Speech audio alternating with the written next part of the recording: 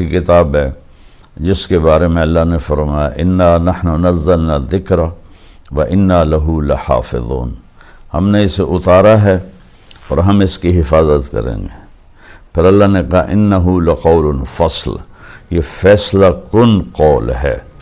پھر اللہ تعالیٰ نے اس کے بارے میں فرمایا لا ریب فیہ، اس میں کوئی شک نہیں ہے۔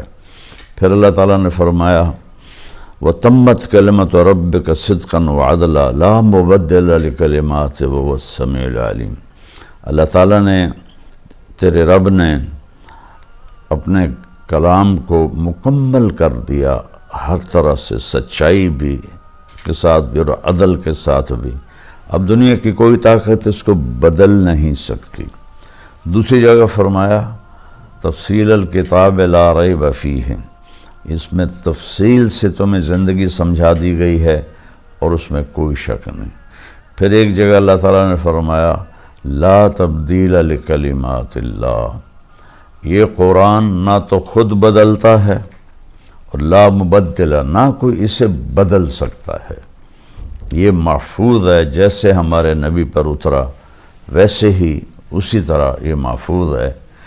عربوں کے مختلف لہجے تھے تو اس لحاظ سے اس میں بعض الفاظ دوسرے جگہ دوسری جو لہجہ ہے اس کی وجہ سے الگ ہے، لیکن ان میں معنی میں کوئی فرق نہیں۔ ارأیت الذی یکذب بالدین، میں افریقہ گیا، وہاں پڑھتے ہیں ارأیت الذی یکذب بالدین، ہم پڑھتے ہیں حمالۃ الحطب، وہ پڑھتے ہیں حمالۃ الحطب۔ تو اس طرح کے معنی میں کوئی فرق نہیں، ادائیگی میں فرق ہے عرب کے لہجے کی وجہ سے۔ یہ وہ کتاب ہے جس کا دعویٰ ہے ذالک الکتاب لا ریب فیہ، یہ وہ کتاب ہے جس میں کوئی شک نہیں۔ پھر اس کا دعویٰ ہے ان ھذا القرآن یہدی للتی ہی اقوم، صرف قرآن ہی ایک کتاب ہے اب جو سیدھے راستے کی رہنمائی کرتی ہے، باقی کتابیں تبدیل ہو گئی ہیں۔ اس میں خود علماء یہود نے، علماء نصارہ عیسائیوں نے تبدیلیاں کر دیں، لیکن قرآن کو آج تک نہ کوئی بدل سکا ہے نہ یہ بدلے گا۔ قیامت کے قریب اس کو اٹھا لیا جائے گا، ایک دن صبح لوگ اٹھیں گے، دیکھیں گے تو قرآن کے سارے اوراق صفر ہوں گے، اس پہ کچھ بھی نہیں لکھا ہوگا۔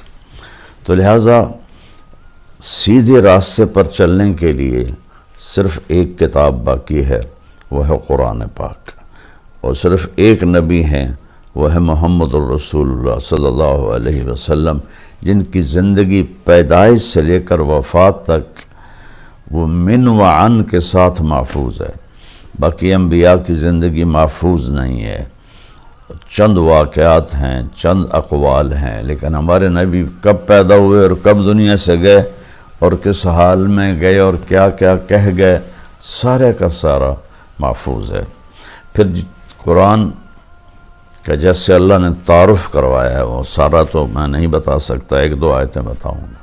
اس کی عظمت دلوں میں اتارنے کے لیے، اس لیے کہ جب تک حاکم کی دل میں عظمت نہ ہو تو حکم کی عظمت نہیں ہوتی، کہنے والے کی طاقت کا پتہ نہ ہو تو اس کے کہے کی طاقت بھی معلوم نہیں ہوتی۔ سورہ طٰہٰ کو اللہ تعالیٰ نے شروع کیا ہے تو اس میں اللہ نے بتایا کہ یہ کس کا کلام ہے، کہ تنزیل ممن خلق الارض والسماوات العلا، اللہ اکبر، یہ اس ہستی کا کلام ہے جس نے زمین کو بنایا اور آسمانوں کو بلند کیا۔ اور تنزیل کا قرآن ایک کلام ہے، کتاب بعد میں ہے،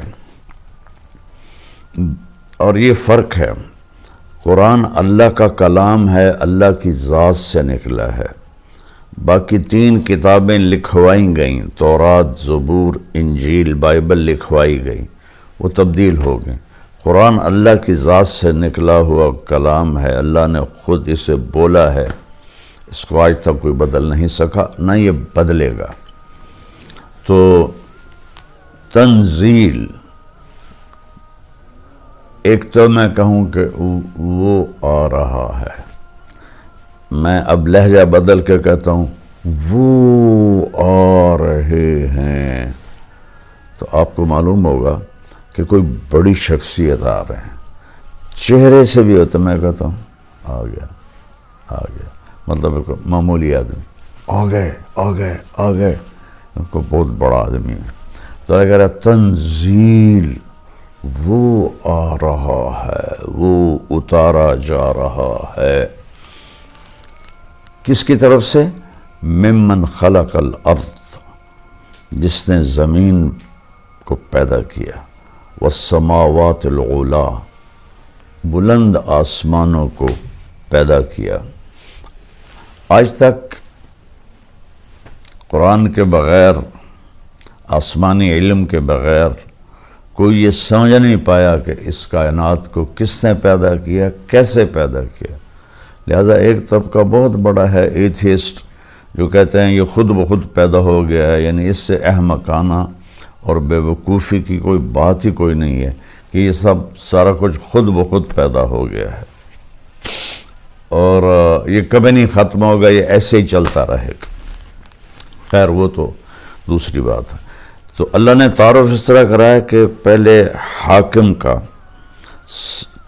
جس نے کلام اتارا ہے، پہلے اس کی عظمت اللہ نے بٹھائی، ممن خلق الارض والسماوات العلا، زمین کا بنانے والا، بلند آسمانوں کا بنانے والا کون ہے؟ تو اللہ نے ابھی اپنا ذاتی نام نہیں بتایا، تعریف صفتیں بتائیں، نام پیچھے جا رہا ہے، تو اندر انسان کے شوق بڑھتا جا رہا ہے کون؟ تو آتا ہے الرحمن، یہ رحمان ہے جس نے اتارا۔ اللہ کی سب سے اعلیٰ صفت ہے وحدانیت کے بعد الرحمن، کہ یہ رحمان نے اتارا ہے۔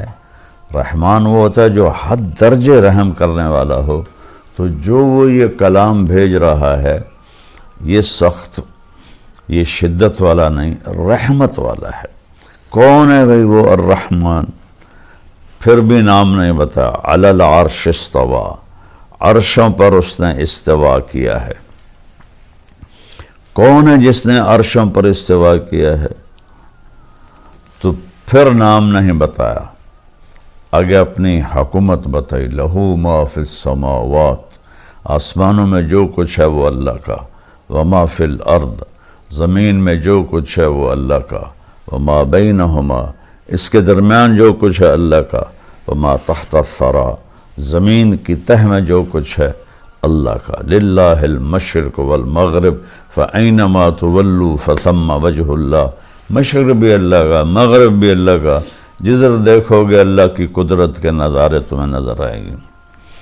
تو پھر سوال کون ہے بھائی؟ پتہ تو بتاؤ ہے کون؟